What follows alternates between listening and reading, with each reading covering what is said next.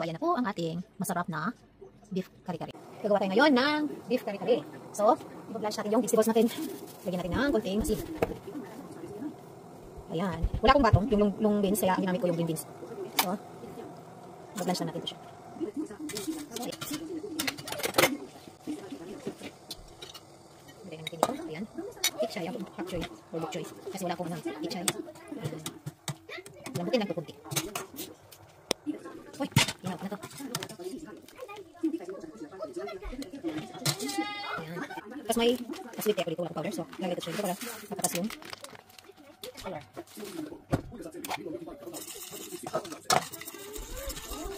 Ibabad natin ito siya sa mainit para makuha yung bagitan ng oil. Prito natin yun. Parang ito. Nalaki yung kalong. Prito natin yung kalong. Ano ka?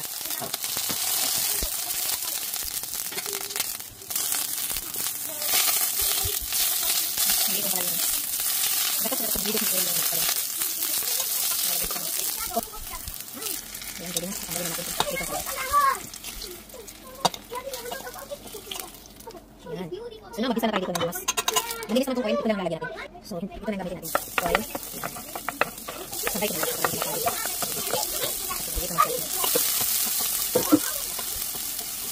So, meron ako dito. Kahapon, kagabi ko tumiin ako. Di natin. So, yung beef. Yung at saka yung laman-laman. Isa rin ako. Lagyan ko ng asin.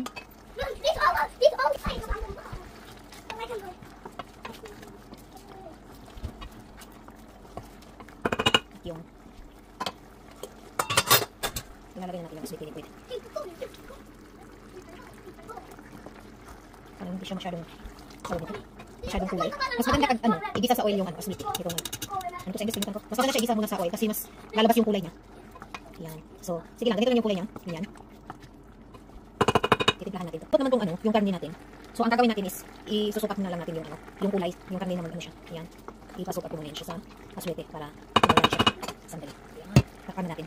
Pwede siya ng paminta. Ayan.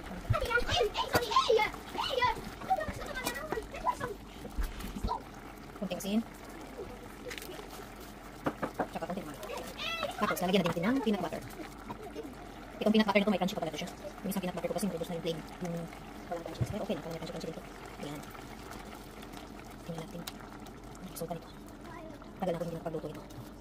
Nung first time ko itong natikman guys, tinala ng ko, nung ex-boss ko, beef kare-kare. Tapos, tinikman ko, ay ang sarap. Kaya, pagka, next week, nagluto agad ako, tinry ko magluto.